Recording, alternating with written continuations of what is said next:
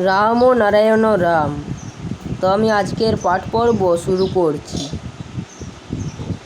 এক ঝলকে বিশ্ব পরিস্থিতি। শ্রী শ্রী ঠাকুর।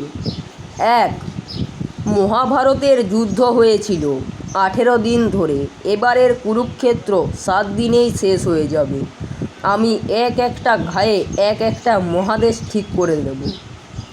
2, মাঝে মাঝে আমার চোখের সামনে ঝিলিক মেরে উঠছে গৃহযুদ্ধের আভাস।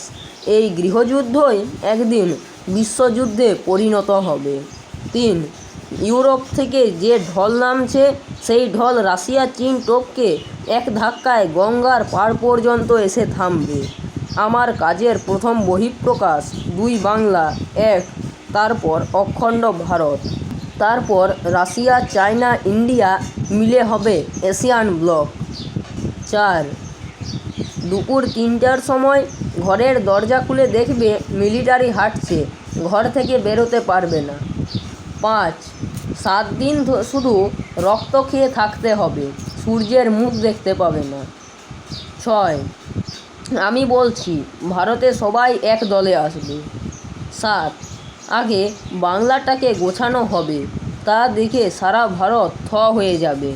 তারপর ভারতটাকে যখন গোছানো হবে সারা বিশ্ব থ হয়ে যাবে। 8, মুদির দল এক লাফে টঙ্গে উঠেছে, সিংহাসনে গিয়ে এরা লাফালাফি করছে, এবার সং বানিয়ে ছেড়ে দেবে। 9, তোমরা চালের কলসিতে পা দিয়ে বসে থাকো আর আমার কাছে এসে আস্তিন গুটিয়ে বলো, বাবা বিপ্লব কবে হবে? তোমাদের কিভাবে ঘরবাড়ি ছাড়িয়ে মাঠে নামাতে হয় সে আদব কায়দা আমার জানা আছে।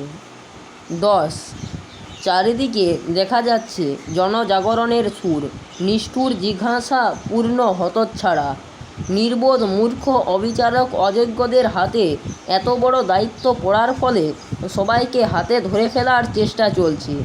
এক ভুল করেছিল দেশে বিদেশিদের এনে, এখন ওদের আসনে বসিয়ে নিজেদের মাথা কাটা গেছে।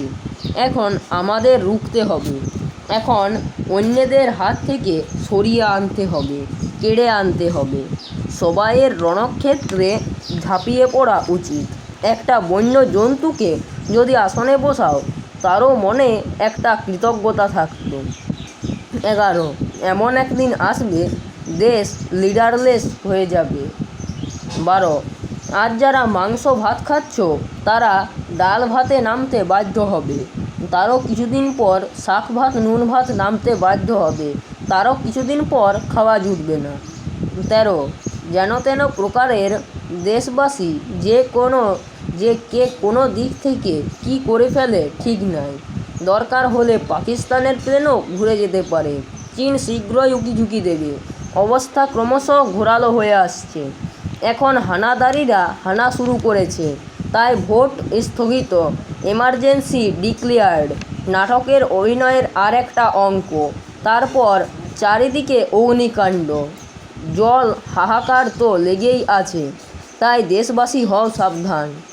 14 দল ভেঙে হোক না 1400 দল, উঠুক ঝড়, একদিকে গর্জন একদিকে বর্ষণ, একদিকে ধ্বংস আর একদিকে বংশ, একদিকে প্রলয় আর একদিকে সৃষ্টি, ব্যথা বেদনা যন্ত্রণার মধ্যে আবির্ভূত হবে নবজাত শিশু, শোনা যাবে বেঁচে ওঠার ওঙ্কার ধ্বনি। 15, তোমাদের চোখের সামনে তোমাদের বাচ্চাগুলোকে নিয়ে ঠ্যাং ধরে চিরে অসুরেরা উল্লাসে হাসবে, সেদিন আমি ভেবে দেখব নামার মতো অবস্থা তৈরি হলো কি না।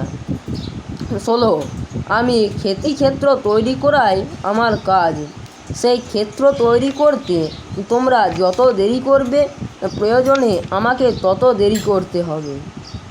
17, যখন ভিয়েতনামের মা বোনেদের নিয়ে ব্রিটিশরা চরম অত্যাচার করছে, কর্নেল বারবার হোচিমিনকে বলছে, কমান্ডার আদেশ দিন, আমরা আক্রমণ করি। হোচিমিন তখনও বলছেন ওয়েট। তারপর ব্রিটিশদের অত্যাচারের মাত্রা বাড়তে লাগলো।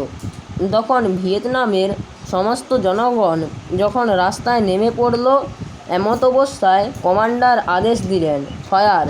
বলার সঙ্গে সঙ্গে সমগ্র ভিয়েতনামাবাসী পাল্টা আক্রমণ করে ওই ব্রিটিশ শক্তিকে পরাস্ত করে স্বাধীনতা অর্জন করেছিল। রাম নারায়ণ রাম। তো আজকে এখানেই শেষ করছি। ধন্যবাদ। রাম নারায়ণ রাম, রাম নারায়ণ রাম, রাম নারায়ণ রাম।